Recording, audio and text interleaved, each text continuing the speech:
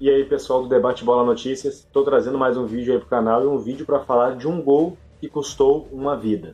Mas primeiro eu queria pedir a vocês que ainda não são inscritos no canal, que se inscrevam lá, ativem o sininho de notificação e deixem muito like, que é para ajudar o canal a crescer e, consequentemente, a gente ter novos vídeos como esse, certo? Mas chega de enrolação e vamos direto para o vídeo.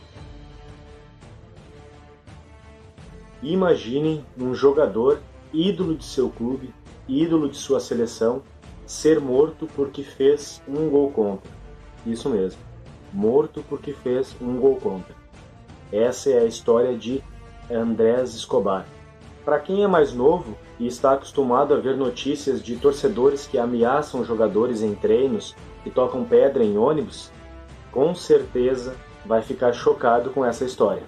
Para vocês entenderem bem essa situação, o ocorrido, preciso explicar para vocês também que na década de 90 acontecia uma coisa que nos dias atuais não é muito normal. A seleção da Colômbia era tratada e tida como o bicho-papão da década de 90, a melhor seleção disparada e a grande favorita a conquistar a Copa do Mundo de 1994. Pasmem, realmente era isso que acontecia na década de 90. A Colômbia era uma das principais seleções no mundo. Ainda nas eliminatórias da Copa do Mundo, ainda em 93, a seleção colombiana aplicou uma sonora goleada na seleção argentina dentro do Monumental de Núñez por 5-0 em um show do craque Carlos Valderrama, Asprilla, atacante, e também do jogador Fred Rincón, que depois fez muito sucesso no Corinthians. Depois dessa sonora goleada contra a seleção argentina, todas as manchetes do mundo só diziam o seguinte: a Colômbia é a principal favorita a ganhar a Copa do Mundo. Isso deixou os colombianos um pouco de salto alto, porém era tida como a melhor seleção do mundo porque jogava realmente o melhor futebol do mundo naquela época. E essa seleção contava com um dos jogadores da época que era tido como um craque e era super conhecido por sua cabeleira, Carlos Valderrama. Mas não era só ele, tinha um atacante também de muita força, muita velocidade, que era Asprilla, que depois veio jogar também aqui no Brasil. Também tinha outro jogador que fez muita história no futebol colombiano e também aqui no Brasil, que acabou falecendo há poucos dias em um acidente de carro, Fred Rincón, que jogou pelo Corinthians e foi campeão do mundo nos anos 2000. Porém, nessa época, se a seleção colombiana, se a Colômbia, o país Colômbia, tinha essa felicidade em ser tratada como a favorita para ganhar uma Copa do Mundo, essa felicidade deles não era 100% porque a população estava sempre preocupada por um motivo muito grave: o narcotráfico dentro da Colômbia. A Colômbia estava beirando a guerra civil. Os narcotraficantes aterrorizavam o país. Era uma chacina em cima da outra. Tanto que o governo dos Estados Unidos ofereceu ajuda ao governo colombiano para conseguir capturar ou até matar Pablo Escobar, líder do narcotráfico, líder do cartel de Medellín na Colômbia. Mas voltando ao futebol, em um grupo relativamente fácil, com Romênia, Estados Unidos e Suíça, a Colômbia, favorita a passar em primeiro, enfrentou algumas dificuldades pelo salto alto.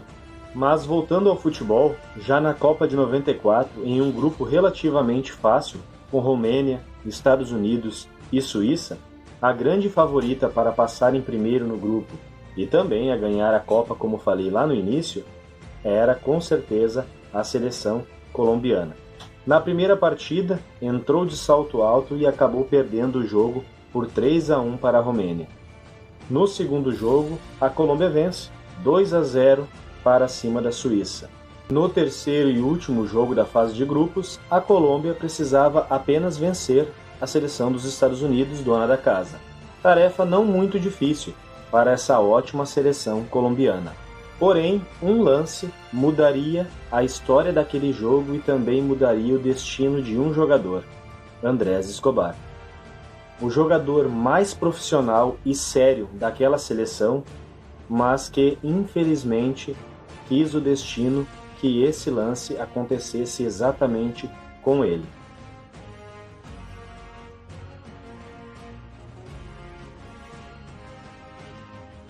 Todos os colombianos e também admiradores daquela seleção ficaram muito tristes com a desclassificação da seleção colombiana.